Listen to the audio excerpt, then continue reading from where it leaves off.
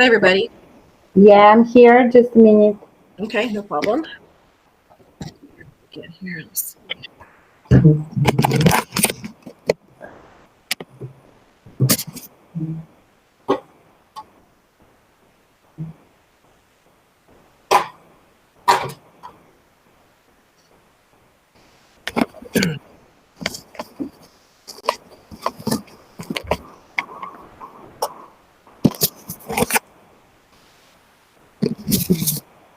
Is everybody there?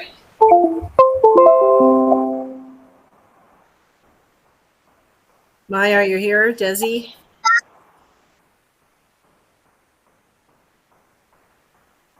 So we're going to talk now about making money, which is super important. I'm going to be here until 2 o'clock. Perfect. Alrighty. So show me the money, which is, a lot of us, that's what a lot of our students are, they're waiting to hear. How much can I make in staging? What's the potential income? So in your manuals, we're in section 4 now, section 4, page 1. This goes over multiple sources of income. I went ahead and muted your microphones, but you can unmute yourselves just so I don't get background noise for the recording. So consultations we've talked about, those are for sellers and or remodeling. So also investors, any of your clients, anytime you're giving your ideas, that's a consultation. Make sure to use the phrase, I specialize in advising sellers what today's buyers want to see in a house for sale. I can help you on updating, remodeling, recommendations. If it's an investor, same speech. So consultations we talked about. Staging work, we've talked about the resale homes. New construction, working with builders. They could be an individual builder. It could be an investor who's scraping and building. It could be a small production builder. It could even be a big production builder. So the building industry the last couple of years, was just, there's a lot of housing starts. We didn't have enough inventory for buyers to purchase. So prices were going up, up, up, up, up. And I don't know if this happened in your markets, but at least in ours, some of the production builders decided to sort of screw over the agents. So they stopped paying commission to bring buyers. Whereas before they'd pay like a 2-3% commission. They decided to eliminate that. And then they were also really kind of sticking it to the buyers. So if I wanted a contract in a house of new build and it wasn't due to be constructed, it was going to take 8 months to build. I put my money down. There was a set price I agreed to, and then I would have maybe upgrades and things I could pick for it. What the builders were doing is at that 8-month mark, based on the appreciation that property had accumulated over 8 months, they then decided to renegotiate the purchase price to the buyer, who then probably couldn't qualify for the loan amount because they bumped it up. They went up, 30, 40, 50,000. This was happening in our state, and I'm sure in other states as well, which made me really mad because I thought they were being really greedy and not treating the people who are involved in the process of buying one of their properties very well. So then, of course, the market shifts. They're begging for business right now. They're back to paying commission to agents, and a lot of the agents are sort of like, "Forget you, builder. You stuck it to us here. We're not going to show your properties. We're not going to bring people. We have other resale houses we're going to push first." So it really was a bad situation, and I hope it never goes back to that type of a scenario. So because the houses, people are pulling out of contracts right and left because of inflation, because of the interest rates that have gone up. So these builders are stuck with what they call inventory homes, which for all intents and purposes is a vacant property. And so it's not a model. This is one of their houses that they had built. They thought somebody was going to move in. That person pulls out a contract. Now it's empty. Those are houses that you and I can stage. And so I did a lot of work with, for example, Pulte Homes. I worked a lot with them in California before the market turned. And then a lot of the builders went under. They abandoned subdivisions and so forth back when the market collapsed. And where we are right now, I don't think that's going to happen. But I do believe that they are going to be faced with sitting on empty properties and wanting to get them sold. So if you have communities that are being built in your area, you can go talk to the people that are in the sales office. Those are going to be real estate agents or people that get paid to sell out the properties. You can ask, who would you need to contact in order to provide information on staging their empty houses, so you can get business from them. Commercial properties, there's anything that needs presentation can be staged. So a commercial property, a commercial office, you could stage the lobby. I've done wine cellars for people. I've done doctor's offices. I've done real estate offices. So you can stage just about anything. Vacant homes we've talked about. Seniors, that's a niche specific part of the market. So there's actually a designation, senior staging specialist. You can earn The senior market, it does require, special treatment for the elderly. Oftentimes the situations we're involved in, you have to be super sensitive to what's going on.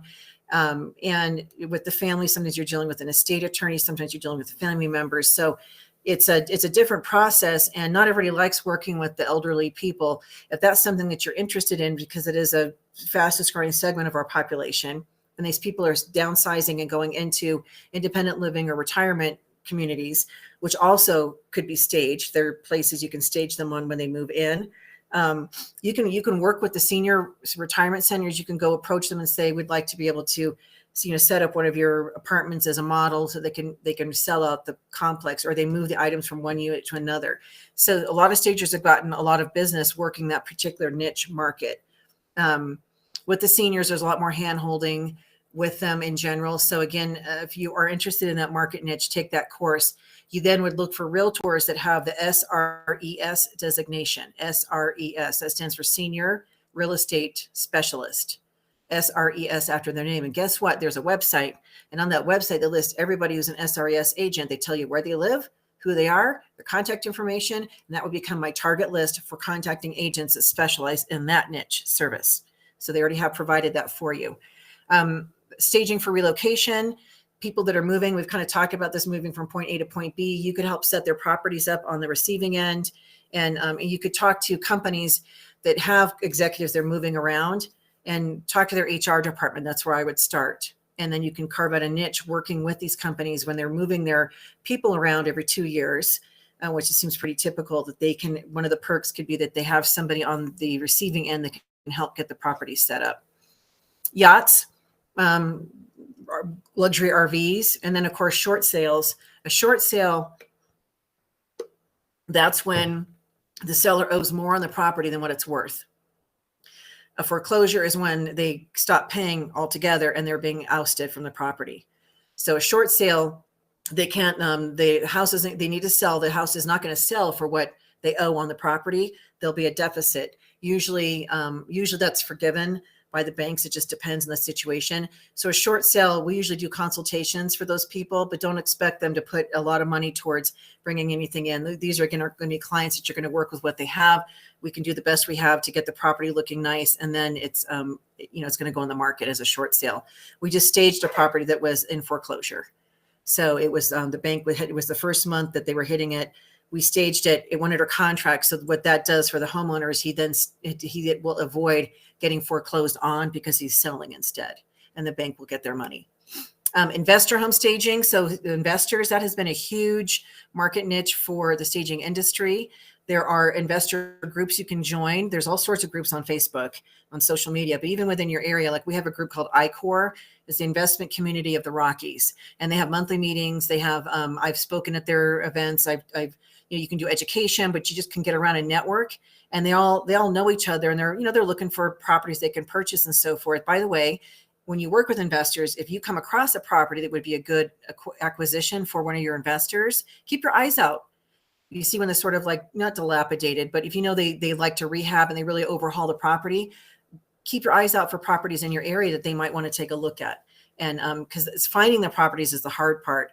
When these investors go to the auctions and so forth, it's them and everybody else vying for the properties. If they can get in ahead of time, knowing that there's a property that might be coming in the market, or you got wind of somebody who's selling that the property is really outdated, instead of them staging it and fixing it up, they might decide to just flip it to get an investor in there, and then they'll remodel it and get it back on the market. A lot of the investors have gone into the higher priced properties, by the way. So a lot of them are gobbling up the small, easy properties in the beginning, but there's not as much margin in those because of the price, how the prices went up. So a lot of them are targeting now the larger houses. So one of my investors, for example, this house has taken forever to get ready, but it's going to be over 2 million when they're going to put it on the market. So it's a high end flip. So they don't always just go for the modest properties, and there's more margin in a higher end flip. They can get it for a certain price, they enhance it, and they can make $200,000 or $300,000 on the return on a higher end flip versus 20 to 30,000 in a smaller. Vacation property rental, short-term rental industry, that's a huge industry as well. That actually is increasing while the residential resale market is decreasing. So depending on where you live, again, if you are in an area where people are doing short-term rentals, This is not staging. This will be more of design and setup. So you'd be actually purchasing all of the items that would go into the properties, getting it set up. But that's a really good service to offer to that particular market niche.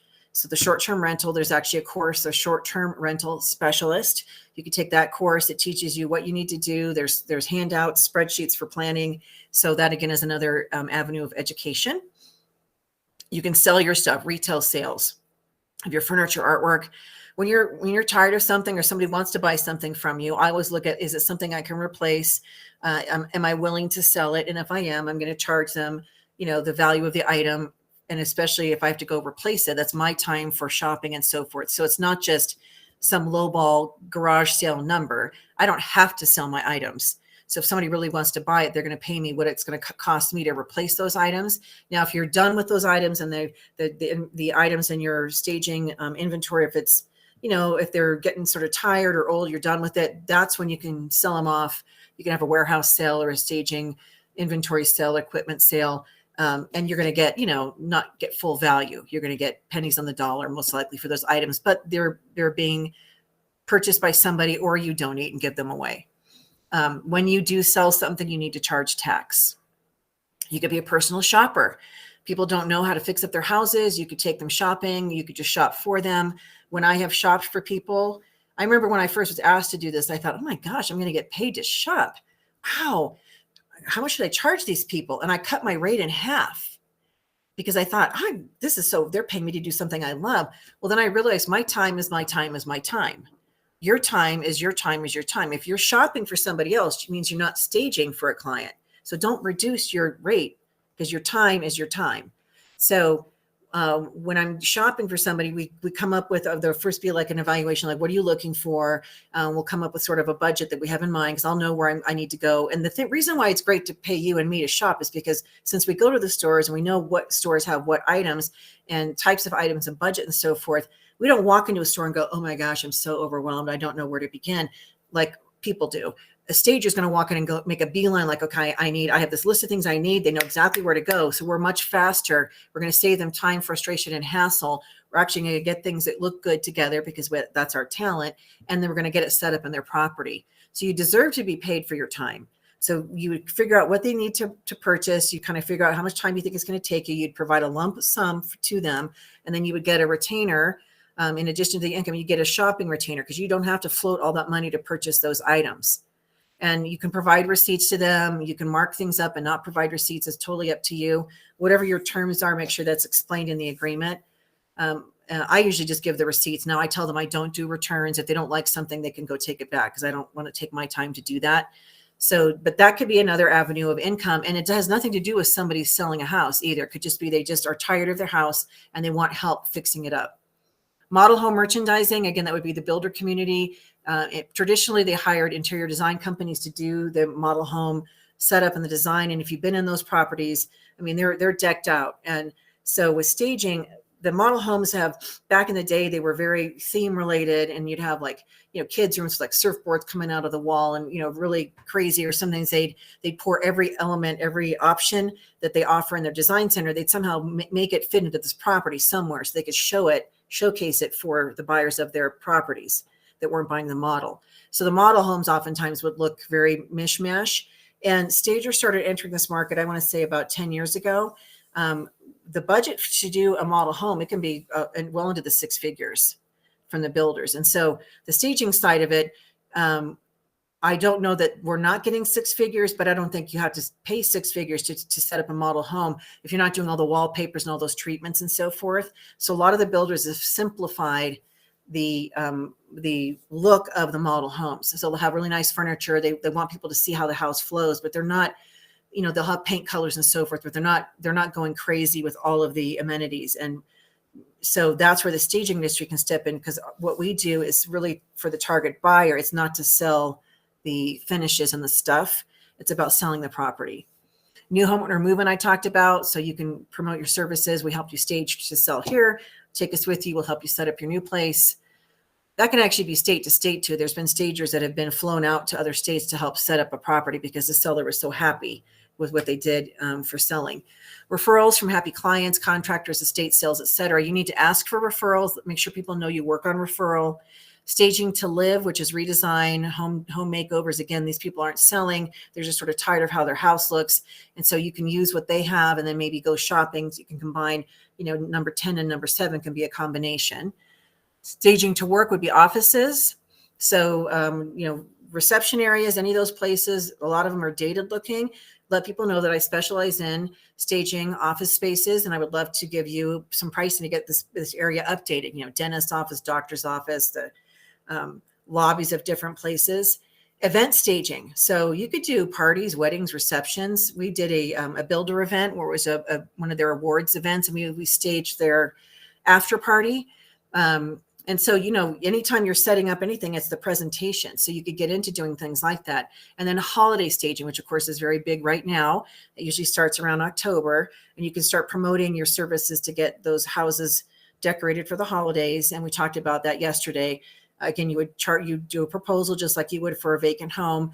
The difference is they're not renting items from you unless you have a stash of Christmas holiday decor. Most of us, they have their tree. You can source and purchase new items for them. They're going to end up buying things from you, the balls and all the different garland. And it's your time and talent is what you're being paid for. That's where you make your money. So any questions on those? All right. Let's see, where's my arrow? There it is. Okay, let's take a look at some pictures. So we're going to take a look at before and afters of rehabbed flips. They're rehab, fixed up, and then listed for sale. The staging, as I was talked about, can include the guidance on materials. So you get in on the beginning to be able to guide them on the elements they're putting in these properties. And then you could also capture the staging business. So this is a before. I don't know what area of the house we're looking at, but it has a Saltillo tile and the shutters and so forth. And then the after, they kept the shutters, they painted, but they replaced the flooring. And then, of course, it's staged. This looks like a bathroom, very dated bathroom. And then here's the rehab. Really nice. So if you want to get into this type of design guidance and so forth, you have to have your sources lined up for the tile. And, you can actually be the one that picks everything. Or what I have found is easier is the client actually we found these tile samples, these 3 different ones that we like. Which one do you think we should go with? So they're narrowing the choices. And if they want you to actually be the one looking for all that thing, that takes a lot of time. So make sure that you're being paid for that part of the process. They did a really nice job with this remodel. This looks like it's a kitchen here, and that's a waterfall counter going over the edge there. And there's the after. So it's the kitchen, the dining area, the family, big open space. Nice property. This is an outdoor space. So Orlando was talking about how the spaces that are covered, this is in Florida. So that's a nice outdoor room. And then, people can put things on exposed areas for patios. But again, the life of the furniture, the lifespan is much less if it's exposed to the elements. All right, commercial properties, retirement centers, we talked about commercial buildings, individual offices, doctors, dentists, lawyers, etc. So you could do office buildings. This is actually a retirement center that was staged. This is the before, very dated, old furniture. And the misperception that these people had was that the old people didn't care what it looked like. And they were wrong. The old people like things that are newer. They don't necessarily want to have all their old stuff. So here's the after. And that was the first impression that people were coming in when they walked into this retirement center, was this old dated look. So by updating it, you just feel better about putting your family member in that property or living there. My mom is moving to an independent living out here, and it's a beautiful property. They did a really nice job. And so I feel really good about having her stay there because everything's updated. It's not all musty and dusty and old. And it's expensive to live in some of these places. This is the before. These couches, by the way, the story is that they, especially these, like really old. So the people died. And, instead of getting rid of their furniture, they moved them down to the common area. So everybody could see this old, disgusting furniture. And that's what this place did for their residents. And so this looks awful. And this is much nicer. They have a new grouping. They have a table that, the piano. So they really made it nice that people actually would want to hang out there. So there's a lot of retirement centers, independent living and assisted living popping up everywhere because the population's aging, we're living longer. This is a great market niche to carve out. And that was their area where they get their mail and so forth. And then it looked like that after they just brought new items in. All right, pricing. So if you turn to, let's see here, let me go back over here. Okay, go to page, section 4, page 2. And if you don't have it printed out, you can just take some notes on this one. It says the ASP stager pricing and fees. The per hour range around the country is anywhere from $75 to $200 an hour for staging, 75 to 200. The average nationally is right around 150, 125, 150. The areas where the staging is more established can get higher prices. It also relates to the price of the properties. The higher the price of the properties that are being sold, the more the stager can make, because it's all tied to that product. And by the way, everybody involved in the sale, whether it's a lender, the title rep, the inspector, the photographer, they're all making money based on that product and the length of time it takes them to do their service as well. So they're all paid according to the real estate industry, not like a regular JOB. So then you kind of think like, how much money do you want to make? So what is your financial goal? When you think about staging, and you have to think about how much money do I want to make? Sometimes stagers come in and they're like, they're working another position, another job. And they're like, I want to be able to replace that income so I can do this full time. What will that look like for you? What is your goal money-wise for staging?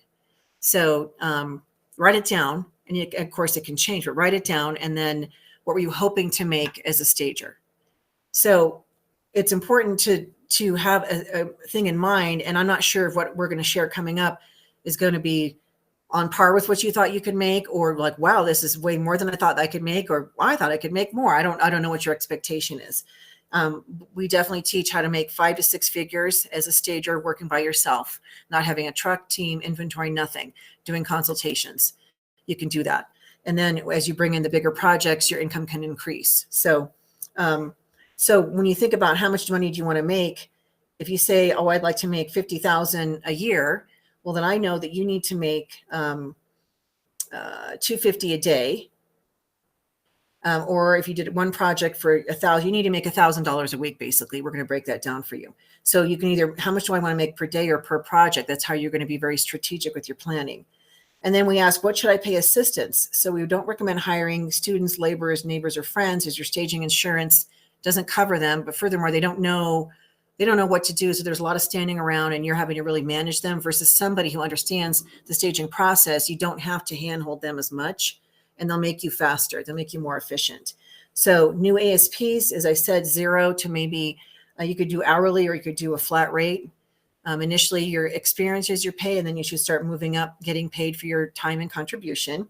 With some experience, you're going to get more money, and then the ones with great experience, let's say my hourly rate is $125. I wouldn't expect to be paid that to help somebody else. If their budget was like $100 an hour, I'd be fine with that, because all I got to do is show up. I didn't have to market to get that project. I didn't have to do anything to win that business. Where the company owner, you always pay yourself the most, because you're the one who is responsible to the client.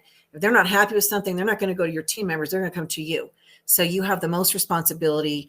You have the most time invested. So you should be earning the most. So a seasoned stager, you always want to say their flat rate. I don't like keeping things open-ended. I don't like saying you're going to get 25 an hour, 100 an hour, whatever. It's basically like, I have $300 in my budget for what I need you to help me with.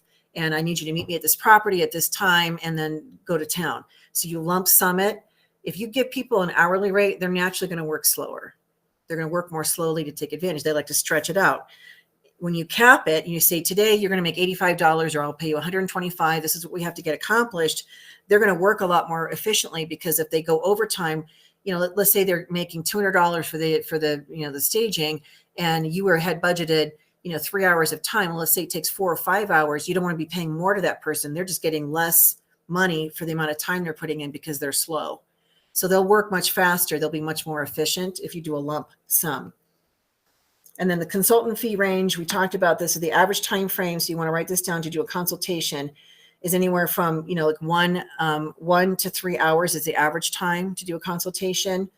The average consultation fee is anywhere from $150 to like $450 is the average, and it can be more than that.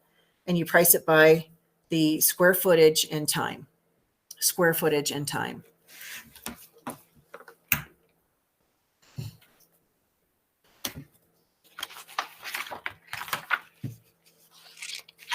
So then as you look at your outline, I'm going to make sure this is not in here. Let me see this really quickly here. Okay, we're going to go to this slide now. So as you look at, if you had a goal for 50,000 per year, for example, and for math, if we were charging on $125 an hour, for example, only, I would work 4 days a week. Because we don't work 80 hours a week or 40 hours a week per se. I need $1,000 per week to make $50,000 per year, and I'm giving you 2 weeks off for vacation.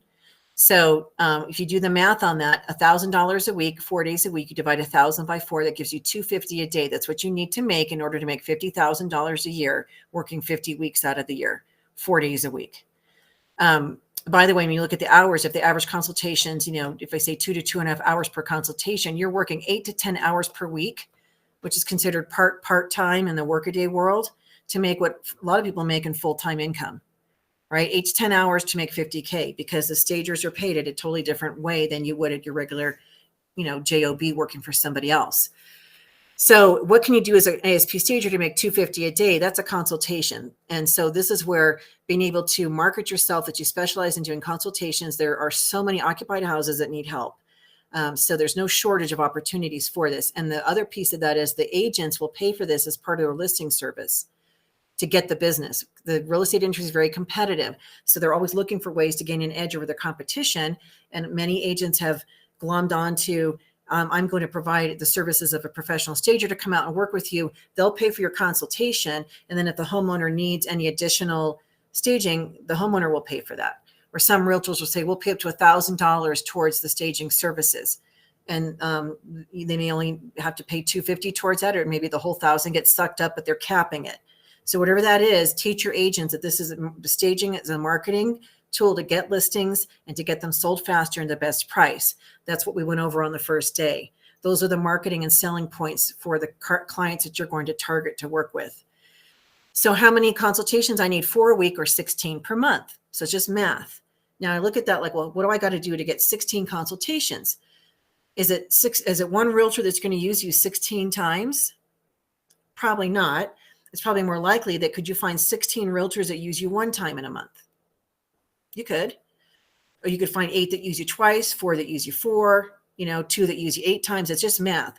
When you take a look at that number, that's not a big scary number. I just need 16 realtors, and there's lots of realtors everywhere. I need to keep working at it until I get my 16 that are working with me 1 time a month. And the great news is once you're working with a realtor, they're going to continue to work with you. Every time they get a listing, they're going to want to bring you in. So is 1 listing a month, is that a top producing agent? No. So that's a new person possibly. That's somebody that's not a full-time, it could be a full-time realtor, but they're not doing huge volume. So most realtors, 2 to 4 listings a month. For those that specialize in listings, that's pretty typical. So your goal then is to find the people that have the listings, that have the business, and then talk to them about staging. Where do you go to find those people? You got to network. So, the first thing you want to do is start building your target list. And I think I said this yesterday, you want to have at least 50 names on it, because it's not just 5, 50 names, and you're going to do hot, warm, cold. And this is in the marketing book as well. Hot, warm, cold. A hot target, a hot prospect is somebody you know right now who is a realtor, an investor, a builder, somebody who's going to use your services. You know them, they know you. They might even know you're taking the class. They're excited and they're going to work with you. That's a hot prospect. You have a personal relationship with this person. That might be 20 people, it might be 2, or you might not have anybody. Then you go to the warm category. The warm referral is these people know somebody that you have somebody in common that you both know. And so they know, let's say you're targeting a real estate agent, you know the person, they know the realtor, and you're trying to get to that realtor. So it's that triangle of trust. And so you want them to introduce you with a warm referral, and you're going to name drop. Make sure that the realtor that you're reaching out to knows that you got their information from somebody that's important to them. You're tying it all together, and they'll be more likely to return your call or speak with you than if it's just a cold call. So that warm referral network is super important. Who do you know that knows a realtor? Who do you know that knows a builder? Who do you know that knows an investor? Our target clients. Who do you know that's doing short-term rental? So start making a list of those people that you know, and then you want them to introduce you to the person you're trying to get to. as the client. Don't forget also to think about who do you know that's also an affiliate. The lenders, the title reps, the photographers, the inspectors, the video people, those are all affiliates. We're all targeting the same people. And so ask them, let's say a lender, how many people does a lender have in their database? A lot. They have a huge database of agents because they constantly are trying to close listings and mortgages and so forth. They have a large database. They do events. They're into education. They want to bring things of value in front of their clients. So if I had a warm referral that was a lender, I'd be like, hey, I'm marketing to the same people. Let's team up. Are you doing any events coming up where you're getting in front of the agents? I could do a 10-minute pitch on top staging tips or something. Or if they have a newsletter that goes out, you could be in that newsletter, and vice versa. Give them opportunities to get in front of your potential clients by including them in your marketing. And so it's what I called yesterday, cross-pollination marketing. You want to work smart. So how many affiliates do you know that personally? Because that could be a huge win for you to be able to get in front of their clients. And you could even ask, who are your top 15 realtors that use you the most? And that could be the first introductions that you go for. So get out of the box and think about ways that you can get it to the people that you need to reach. Then, of course, the last category is the cold category. As I shared before, that's the hardest way to build your business. And you just have to be very pleasantly persistent in order to grow. I think most people, if you've lived in your area any length of time, you have a nice warm referral network developed. You just need to make sure people know what you do so they can refer you to people when they come across them. So how many realtors does it take? Your goal would be, I need to find my 15 to 20 realtors. And as I said yesterday, make it a game. I'm looking for 15 more. I only have 15 more spots. Who's it going to be? Get them to sign up for your exclusive realtor partner program.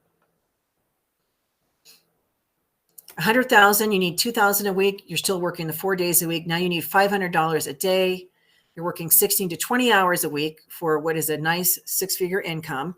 And that's part-time hours to make a very nice income. And so what can you do as a stager for $500? You could do 2 consultations at $250 a pop. You could do 2 consultations a day, 8 per week or 32 a month. Now that's a large volume. You'd really have to be hustling for the marketing for that, but it's achievable. It's doable. You could do 2 consultations in a day. That'd be 4 or 5 hours of your time, right? A consultation, as I said, can lead to a hands-on follow-up. So when you can convert the consultation into a hands-on and make another $250 plus on the back end, now you've doubled or more that money from that one client. I don't have to go find 16 more clients. I can turn this one into the added income, the $250 or more. And a hands-on staging could be $500. It could be $1,500. You just don't know. So you can make a lot of money on the back end, helping add that wow factor and pizzazz, or helping the sellers. So always plant that seed that you have that as a service. So then you don't have to go find 16 more clients per se. You could just work with the ones you have. Your volume of activity definitely will increase. The amount of hours you're putting in are going to increase, but we're paid very well to do what we do compared to other industries. So this is in your book, so the planning. And then if it's just math. If you don't want to do consultation, you're like, I need to make $2,000 a week. Well, that could be 2 stagings you do where you net $1,000 in profit for yourself. Or it could be $400 or $500 projects that you do. It's just a number. So now you know what your math is, you know what your target is, and you start putting the legwork in place in order to get those types of projects and to bring that money in. If I did a staging and my profit was $2,000 off my thing, I would only have to do 1 of those a week. I could do 4 houses a month to make hit my target. So it just depends on what kind of business you want to carve out. And time is money. So this is in your book. You don't get paid for inefficiency. So in the beginning, you are going to be learning. Things will take you longer. Shadowing another stager would be very valuable because you can see the process. And it is a learning curve. I didn't know how long it would take me to stage a property. I just started doing them. And so as you go along, you'll get more efficient because the wheels will start turning. You don't need to be second guessing yourself or taking longer to plan because you have more experience. So you want to price according to what the market will bear.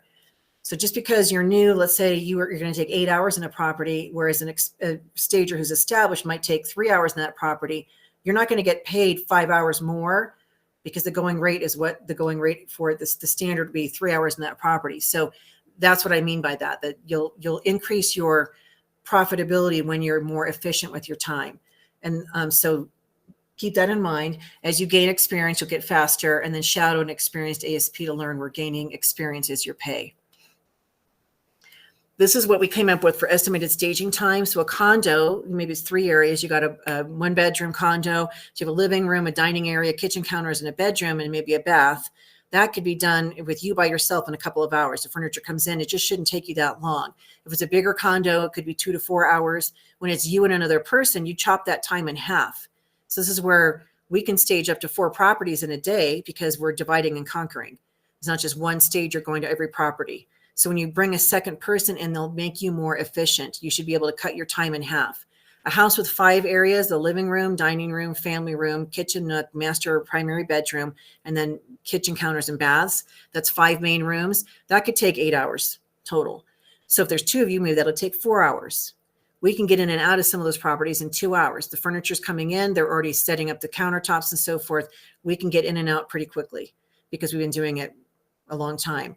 A large custom home could be 8 hours, 12 hours. It just depends. Depends on how much is being done.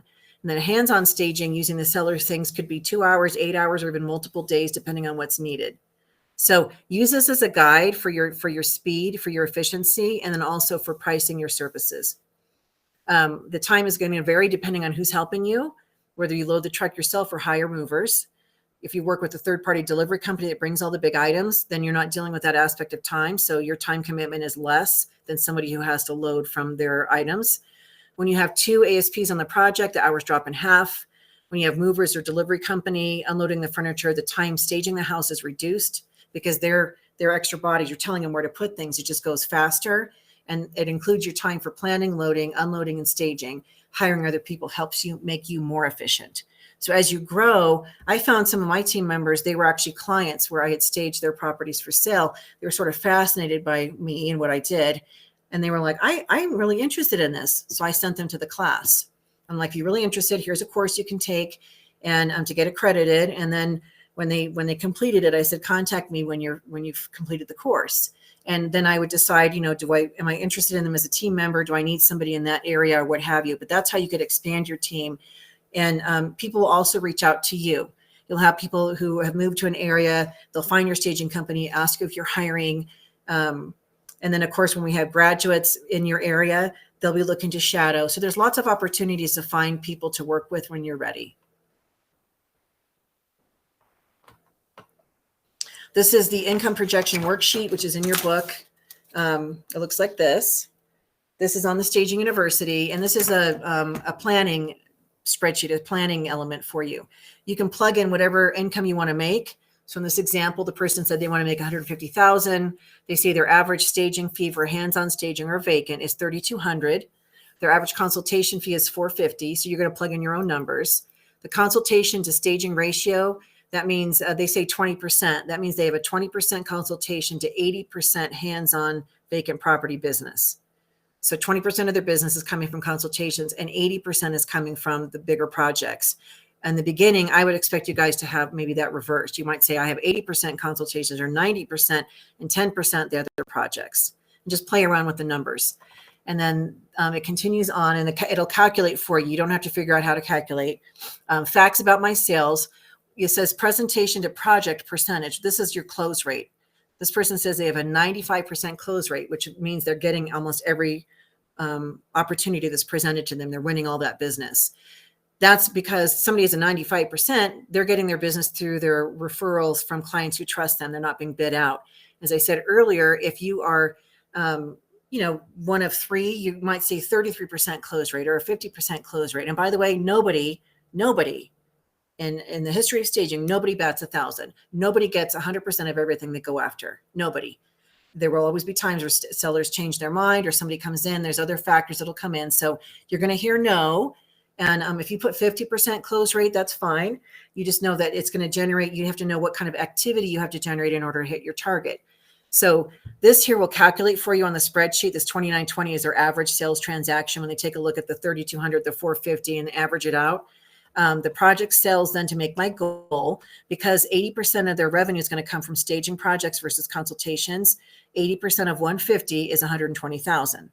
And then 20% of 150 is 30,000. And again, this will calculate for you. Then it'll say my activity required monthly. The number of staging projects per month to make my goal. This person needs 3 because their average hands-on is 3,200. That's almost 10 grand per month. And that's what they need in order to get this number here. 10 times 12 is 120. And the reason it's only 3 is because they have almost a 95% close rate. If you guys put 50% here, this number would change to what? 6. It would double. You'd have to do 6 proposals knowing you're going to win 50% of them. That's your 3. So I had to go find 6 opportunities to hit my goal. Same the consultations, 6 consultations, because 450 times 6 is about 2,500. 2,500 times 12 is 30,000. That's where they're getting these numbers. And again, it'll calculate for you. If at 50% close rate, this number would be 12. You would need 12 opportunities for consultations and winning 6 of those. So then the total amount of activity in a month would be, here would be 6 plus 12. You'd actually have 18 consultation opportunities and or bid proposals that you're doing at 50% close rate. So this is really great for planning. Now you're not guessing at what you need to be doing. You have a plan. And then your energy goes behind getting those types of businesses, that type of business activity for you and those types of opportunities. When we don't plan strategically, it's like, throwing a bunch of mud up on a wall and hoping some of it sticks. And you don't really have a plan as far as the type of business you're going after. Okay. There is a article on how to price your staging business that you'll read on your own. And it's, I think, 4 pages long. So it talks about, furniture accessory rental, which you can expect in fees for your business, et cetera. And then there's an article that says, don't be a staging tweaker. And I wrote this a few years ago. And the first line is, are you a tweaker? And I said, no, I'm not talking about, meth addicts, or I'm talking about staging. So I did a little teaser on that. And what I mean by being a staging tweaker is that you start second guessing. You're staging a room and you have surfaces you're staging, you put your decor on there, and then you start shifting things around, then you change your mind. You keep going back to this room to adjust things. There's a point where it's like, done, move on to the next room, because time is money. It doesn't matter if objects on a surface, if they're, you want to give them breathing room. If they're off by an inch or 2, whatever, that's not a big deal. Now, if you hang artwork and if it's off by an inch or 2, you do need to fix that because that's noticeable. But on a surface, it's just, people just need to move on and not keep going back to that room and second guessing. That's what that article's about. All right. We're now into section 5. So do you guys have any questions on pricing before we move on? On how to price. Remember, it's lump sum. We don't reveal our hourly rate because your clients will automatically compare it to what they earn in their job. We're paid very well, but we don't work 40 hours. So if $50 an hour is $100,000 a year, and a regular job working 40 hours a week, $50 an hour. So if we come in and say, oh, I make $125 or I'm $150 an hour, they're going to go, man, they make a lot of money. They're expensive. So that's a natural mindset. So that's why we don't reveal our hourly rate, and we just do lump sum totals for people. And we don't tell them how many hours it's going to take us in the property, et cetera. So again, any questions on the pricing before we move on to the next section? No? Okay. Business planning. So this is in section 5. You have your plan. You want to plan your work and work your plan. There's a saying that I didn't come up with, but it's, if you fail to plan, then plan to fail. If you don't have a plan, if you fail to plan, then you plan to fail. So we want to have a business plan. We want to know where we're going. And it's a work in progress. It's not in cement where you put your goals out and then they can't change or evolve. So these are targets that you would like to hit in your business. And then you're going to adjust things as you start actually laying the groundwork to meet those goals. You can adjust things. So your vision, think about, where do you see your business in the future? What kind of business do you want to have? What's your vision for your business? And it needs to be really clear. We talked about your why yesterday. Why are you doing this?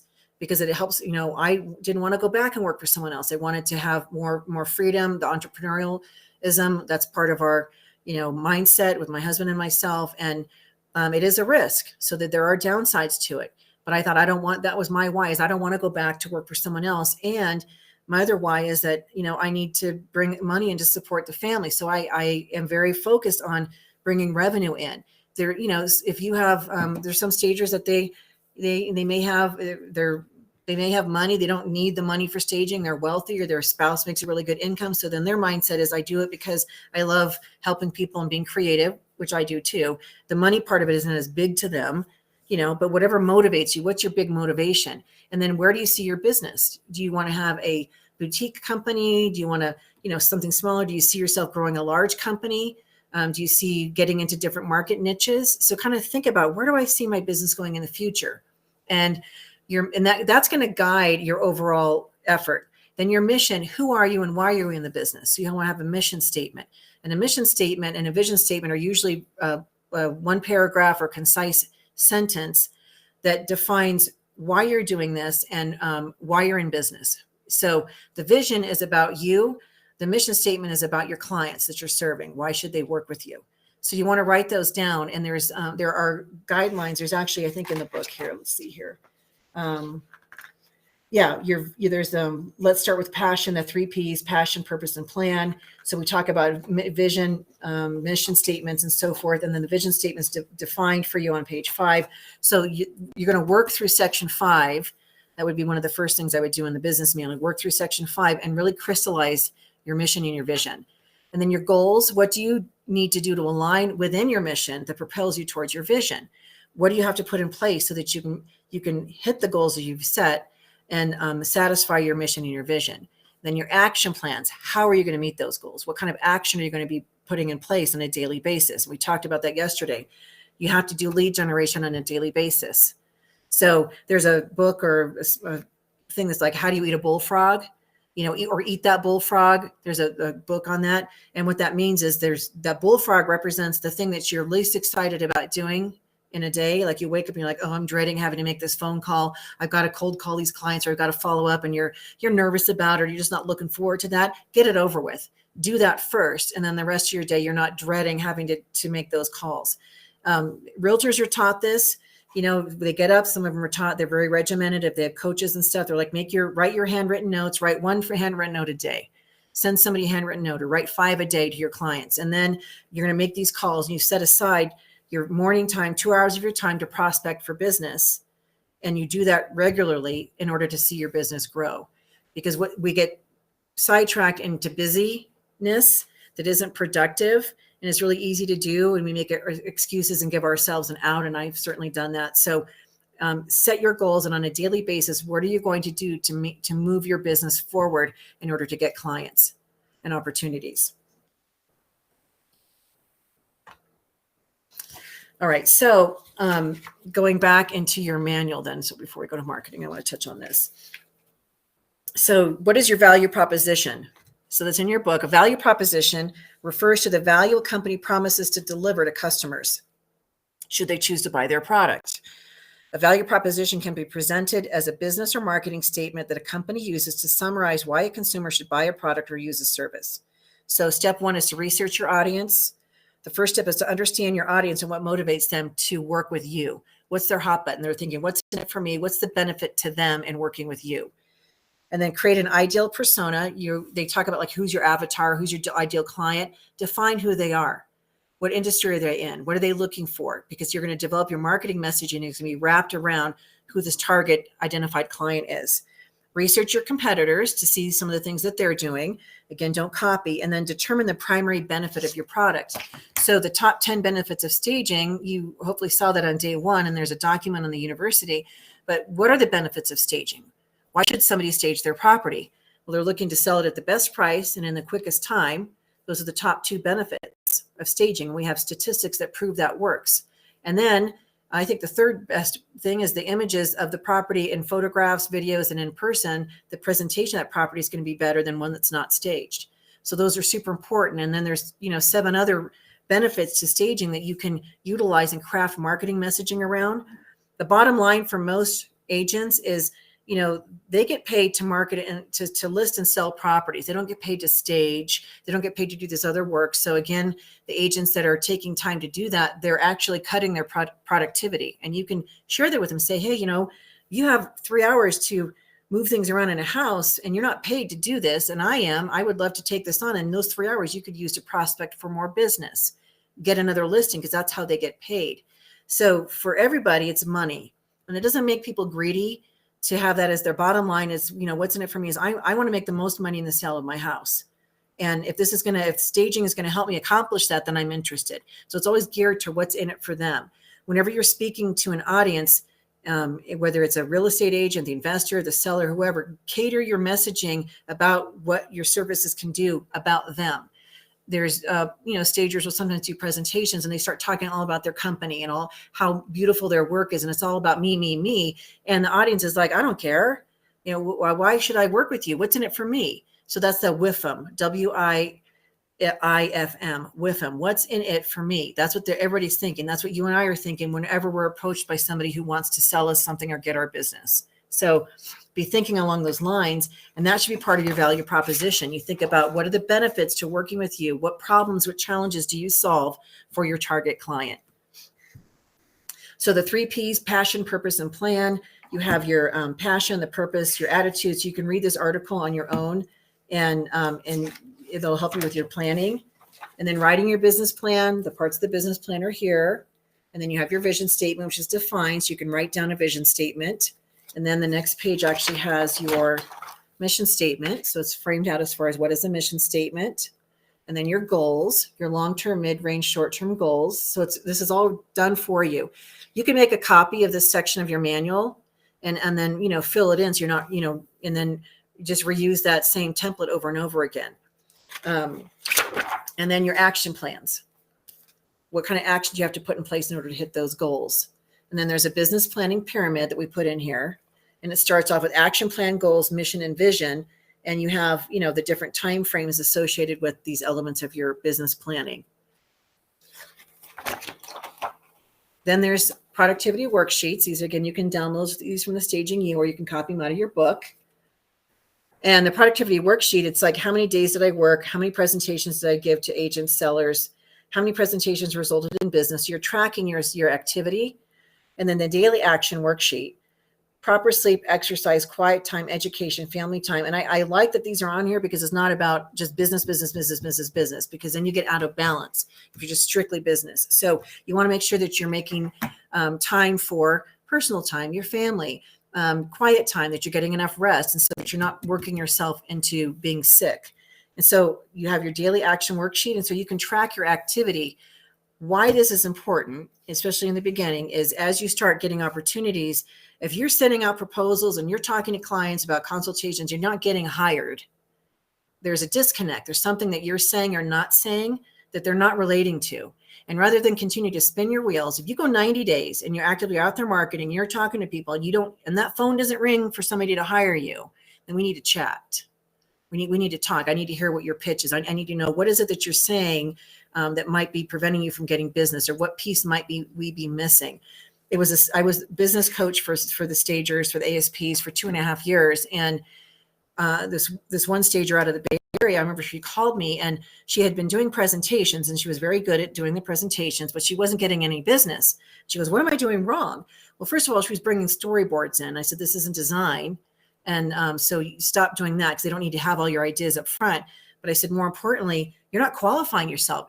Not once did she say who she was, what her background was, why they should work with her, her credentials, what that meant for them, that they're in excellent hands, and so forth. And I said, hit them over the head first with, why are you qualified to be providing this service? And then you get into what's in it for them. And then it's, this is how I work. So she made that one adjustment and her business took off.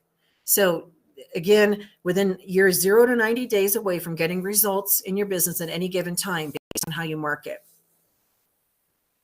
And how we're going to talk about marketing coming up, and we're going to hopefully get you guys off jumping on a roller coaster. I don't want you guys on a roller coaster. Your target market you have here, you're going to identify who your major markets are. So which businesses, people, or segments do you plan on marketing your business to? Real estate, investors, short-term rental, production builders, custom builders, any of those people, developers. They could be doing multi-door apartment complexes and so forth. You can get in and help them with fixtures, features. Stage one is a model. So there's a lot of different opportunities.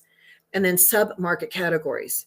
So break those broad markets down into sections that you'll have your targeted markets to begin building your business. And so your specific target markets, break them into categories. So you might have real estate, but then under real estate, you want to specialize in working with seniors. Under investors, you want to work with general investors, high-end investors, short-term rental investors. So there's subcategories. So now your messaging can be very targeted when you're developing your marketing. Then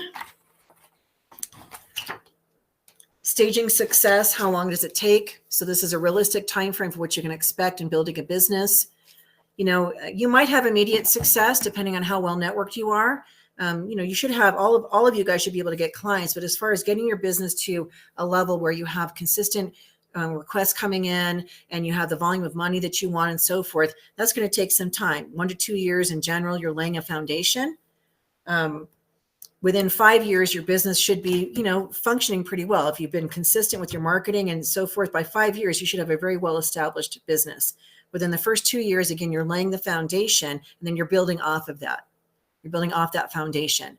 Probably by year 2, maybe year 3, that's the time that you're going to need to start expanding your business. It took me a year because I was in a brand new area. You get a lot of demand for business. You might have to start expanding sooner than that. It's totally up to you. But this kind of gives you a realistic time frame. The reason I put this in the manual is because we have a short attention span, and especially some of the younger generations, the instant access to everything. I can instantly find things on Google. I mean, how amazing is it? I could type something in even on my phone and it goes up to a satellite, you know, thousands of miles up in the air, and then it comes back down within a matter of seconds. I have this information. And so we have instant access to so much these days. And so some of the younger people getting in the industry, they might have they might get impatient about how long it takes to grow the business. So you have to have proper expectations and set your expectations so that, you know, by around the 3rd year, you should, you know, be humming along, building your client base and so forth. And it's not going to happen in the first 6 months. And we've had students that this one stager, she was my student. And I know I did not teach her to do this, but she ran up credit cards. She bought all sorts of inventory. She got a warehouse. She did media. She did ads on television. She got clothing. She just went to town. And I'm guesstimating probably 100,000 at least, maybe more, that she put out. She didn't even have one client yet.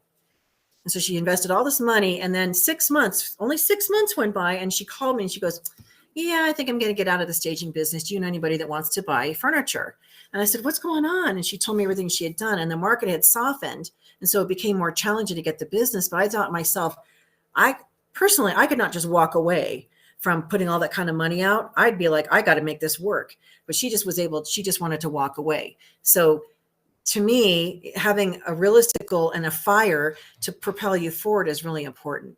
So, and again, please do not go into debt as you're building your business. Your business needs to earn the right to have items, purchase things strategically as you need it. You can partner with stagers in your areas that may have things that you don't. So there's ways to avoid having to do a big capital outlay.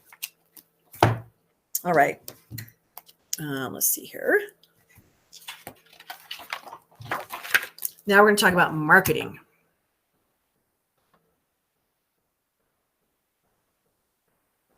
Come on. Oops. Okay. So actually, let's go back to marketing here. It's mostly just verbal. All right. So section 6 is where we're working in. Plus, you also have the marketing book. And Desi, I will send you a PDF of this so you'll have it. And do you have Kindle? Do you have a Kindle? Because this book is on Amazon and Kindle users can download it for free. They don't have to pay for it. But if you don't, just let me know. I can send you the PDF. So major markets for your business. Sorry, I'm muted. I just broke up my Kindle, so I will be really thankful if you can send it to me for now. Okay, perfect. So major markets for your business, you're going to create a target agent list that we talked about. And in the book, it teaches the, 50 names, etc. You want to set up one-on-one meetings with them. They have to eat. You can offer to bring them lunch or bring them coffee. And you only, limit your time. Say, I only need 15 or 20 minutes of your time. I'd just like to sit down and learn more about how you run your business and see if staging would be a good fit for your goals for your business. And you're going to visit real estate offices. So you're getting the word out. I would do marketing drop-bys.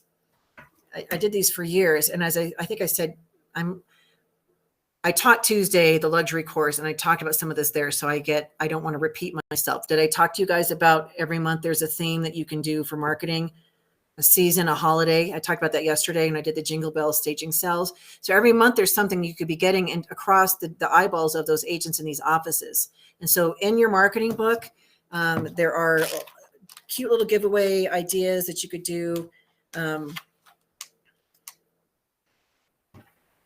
It's on page 39. So we have like January, a new year, and it's time for resolutions and father time. Typically, so you could, a slogan could be, it's time to use staging to get your listing sold. And you could do something with like a little father time, or, you could even give them time as a seasoning, packet of time. It's time. You could do a play on words, make a resolution to increase business with staging. February, we have Valentine's Day. We want buyers to fall in love with your listings and make your sellers a decent proposal. And then you can drop off candy heart boxes with the slogan.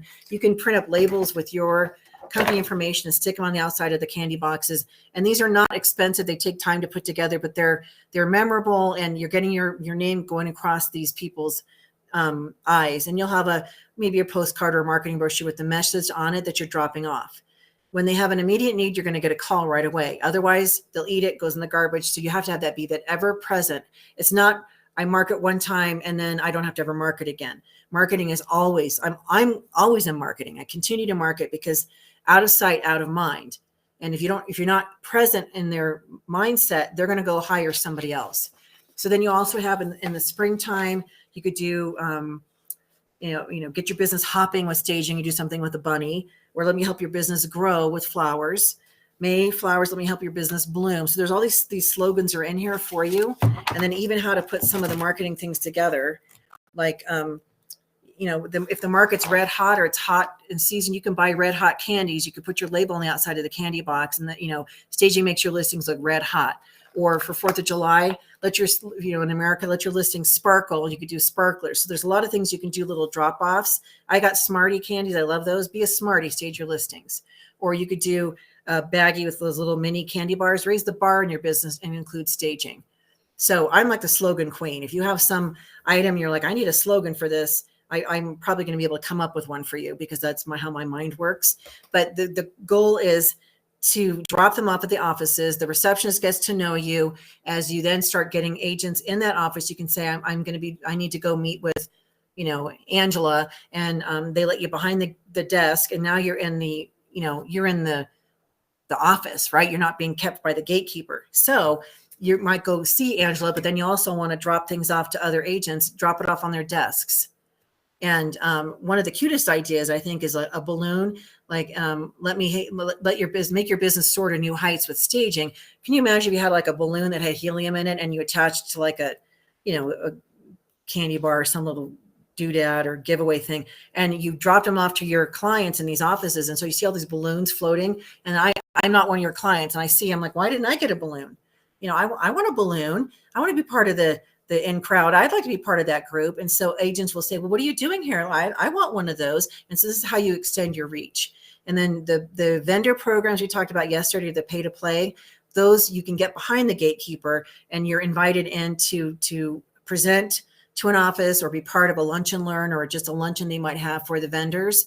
And so again, that's your opportunity to get to know more people in that office.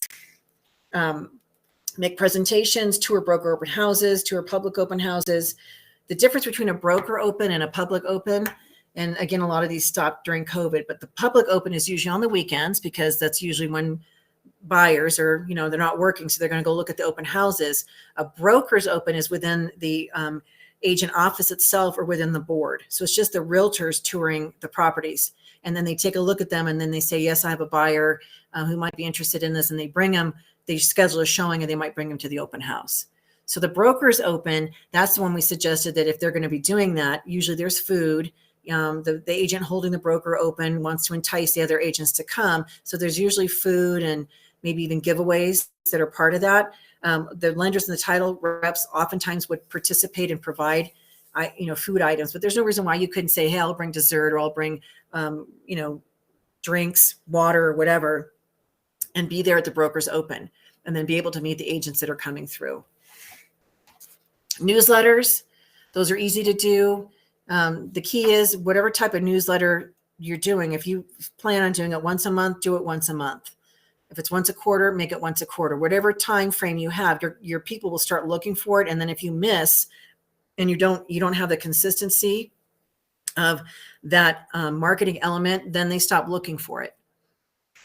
Send out your own e-newsletter, give away complimentary stagings or consultations. You notice the word free isn't on there because we got rid of that word free in your erase versus replace. Erase and replace those words. Don't take the approach of I'll do a staging for free and then they're going to see how great I am and they're going to hire me and give me all their business. And that is a misperception, a misconception. Anytime you give something away for free, there's no value. And the agents, I've had them say to me, well, if you can give us a really good deal on this first staging, we have all this business that we're going to give you. And this never happens because they don't want to pay for the service. And so I walked into that trap multiple times and then finally got smart. That's why I came up with that whole exclusive realtor partner program. And I called people three-peaters. Once you've been a three-peater, I mean, you've worked with me 3 times, then we can start talking about special arrangements, promotional incentives, which is just a fancy word for discount. I might consider some of those things with somebody who's been, a repeat client, but it annoys me and it annoys any business owner that when the first time they're using you, they're asking for some discount like they've been this long-term client. They don't deserve to have that until they've shown loyalty to you and you have an established relationship. So the three-peaters, then we'll start looking at promotional incentives and, protect your business. Don't be giving things away for free. So that word complimentary is there on purpose. You can give a complimentary consultation away at a presentation. Do a drawing. When you're presenting in an office, do a drawing. You're going to get all their business cards. Now that they've given those to you, they can go into your database because they willingly gave you their cards. And then you can give away a 1-hour consultation on a property that's for sale. And you can do a drawing. That person wins the prize. You could do a gift card for $50 at Home Depot or something, whatever it is. You do a little giveaway. They're happy. And if I were doing a presentation this time of the year, I would probably make a holiday wreath. I would go get a wreath, make a holiday wreath, bring that with me so they have something tangible that they're winning and not just the consultation. I have given every year at Christmas time, I'll send out a newsletter and there's a coupon, a savings coupon for every client that I've worked with. Save 10% off your next staging or save a fixed amount off. Be like, save $100 off. I have been redeemed maybe twice in 20 years. That somebody actually used the coupon and then used it. So don't be afraid to give things like that out. They're really happy to receive it. They appreciate the value, but then they sort of forget that they have it. And you can also put an expiration time on your gift certificates. You can also, with real estate agents, then this is something we should put in the added income. When agents close a sale, what do they give to their client? You're usually giving them what they call a closing gift, right? A closing gift. And oftentimes it could be a cutting board. It could be champagne. It could be, something they eat or whatever. A cutting board that's engraved, that one sticks around long term. But in general, oftentimes it's whatever they give and it gets consumed and then that is gone. Why not give them a gift of you for the new homeowner move-in? The agent can give a gift of 1 or 2 hours of your time for you to be able to help those homeowners get their house set up. So instead of buying some cheese basket or fruit basket that's going to mold, they're actually giving them a gift of you. So they would buy the gift certificates in advance from you. And so let's say that my gift certificates are valued at $250 and they're buying 5 of them. So that's $1,250. I would knock it down probably to $1,000 because they're buying it in advance and they could give those to their clients. So again, there's lots of ways you can extend your reach for marketing. Home builders, we've talked about them. So look for custom spec home builders. You know what a spec builder is? They have been contracted to build a house and usually there's already somebody who's going to buy it when it's done. Sometimes that spec builder, the buyer, goes away. So then they do need to stage that property. Or it could just be a builder who's just doing a one property. They're not a small production or large production, and they do need the staging. So your builders could be spec home, medium production, and large production builders in your area and developers. The public, you're going to be hired directly by homeowners. Let them know what services you offer, that you can refer them to quality realtor that knows how to stage a property. You can help them move into their new home, and you can help them decorate or stage to live when they've lived there any length of time to kind of refresh their property. And then we talk about joining networking groups. Chamber of Commerce isn't bad to join because they're not all real estate agents or builders, but they know everybody. They're well connected within the community, and you'll have opportunities then to attend events and network. Associations, of course, realtor associations, very important. The realtor boards, professional business networking, that would be things like BNI, Business Networking International. So these are referral groups, and there's one type of service person per group. So there'd be one realtor, one stager, one lender, one carpet cleaning company, one moving company, whatever, just one of each type of service. And within those groups, and it's like, I don't know, $400 or $500 a year to join. They have weekly meetings and you have to attend and you give your pitch. You talk about your services because everybody in that group then becomes a source of referral for you. So they learn so much about your business that when they come across somebody that can use your business, your services, they can talk intelligently about what you offer. So then they can come and say, I have a lead for you, a referral. And it's not just, oh, I heard my neighbor down the street is thinking of moving, so you should give them a call. That's not a lead. That's not a referral. That's a lead, but it's not vetted out. They haven't talked to the person. It's not really qualified, versus within these groups, the referrals and leads you're going to get would be qualified. So that's the benefit of being part of these groups, and you get to network out. The time commitment for me is what killed it for me, because I was on the road so much teaching. I was absent. I would miss the meetings, and then they kick you out after you missed 2 or 3 of them. But they are beneficial. So take a look at those.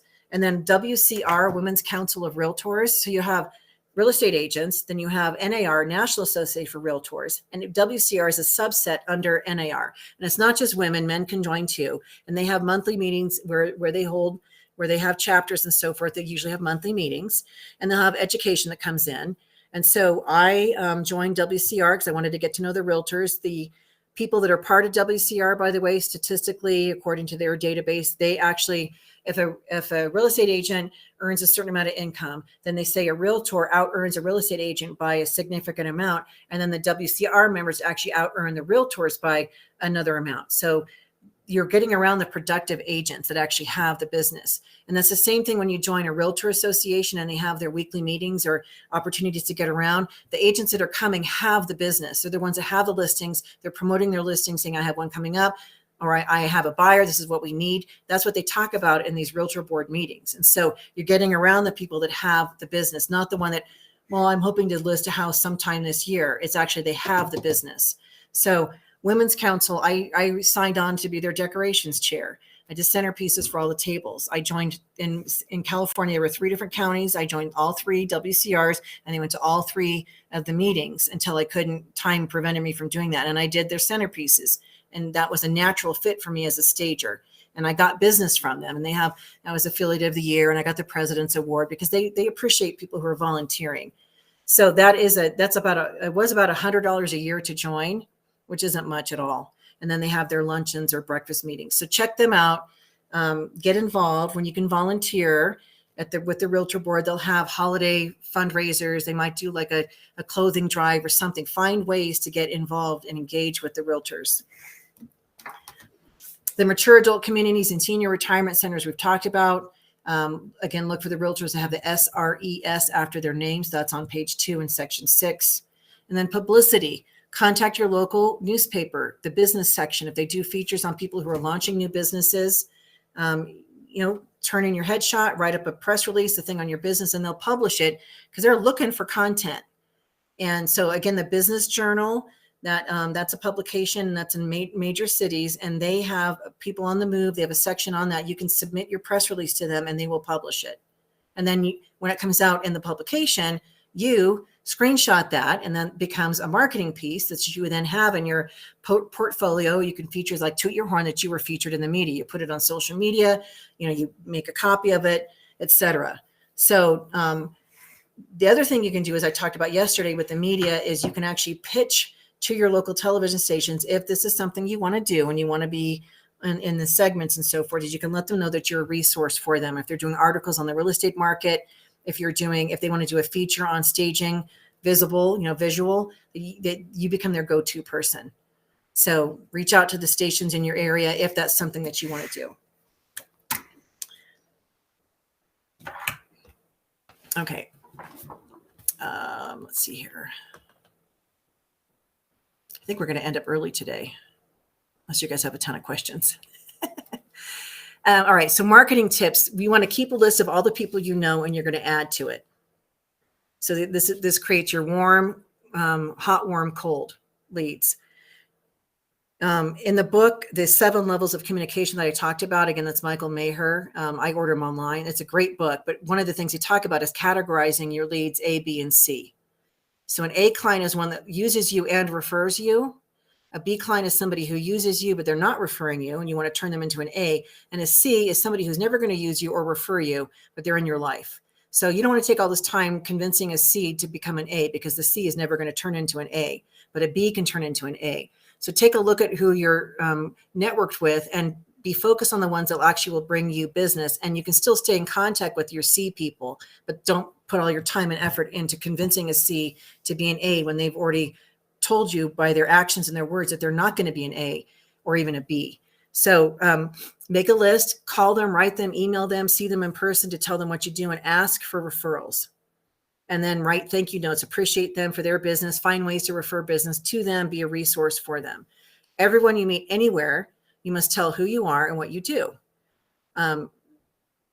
This is a great way to get out of the fear box about giving a presentation, or that I remember when I was in college and I would raise my hand to say something to a professor, it would take him a while to get to me. So my heart would start pounding, and I could hear my heart pounding. And I thought, everybody can hear my heart pounding. I would be so nervous. And that's a physiological reaction to fear of, I'm going to say something stupid, or, just being in that moment. The more you do it, the more that eliminates that feeling. So practice. There's a lot of, have you heard the terms active marketing versus passive marketing? So active marketing is you're actually physically engaged. You're making a phone call, you're meeting with somebody, you are physically engaged in promoting your company to get the business. That's active marketing. A passive marketing is things that share about you without you having to open your mouth. And so a passive marketing tool could be a t-shirt with your company name on it, a name tag, a baseball cap, signage on your car. So all of these things, when you're walking around, you could have a tote bag that has your company name on it. And so you're at the grocery store and you have your tote bag on, and they used to have bags that had before and after pictures that we would sell. And then the manufacturer sort of, anyway, they stopped producing and they stopped being a good partner. But the scrapbook people, they have like the mom bags where you have the pictures of the kids. Well, you could buy one of those tote bags and put before and after pictures of your staging in there. And I'm telling you, I would wear my tote bag and I'd have people run up to me. Oh my gosh, I love what you do. Do you work in this particular area? And they would ask me for business. They were so interested in what I was doing. I didn't even have to strike up a conversation because the bag did it for me. And so let's say you're standing in line at Starbucks or somewhere, and somebody notices your bag and they say, what do you do? And that's when your 10-second commercial comes in. And I told you yesterday that it is scripted out for you in the book, and it should be in section 1. Section 1 actually talks about passive and active marketing. And so in chapter 2, the key is communication. In your marketing book, it actually scripts out your 10-second commercial.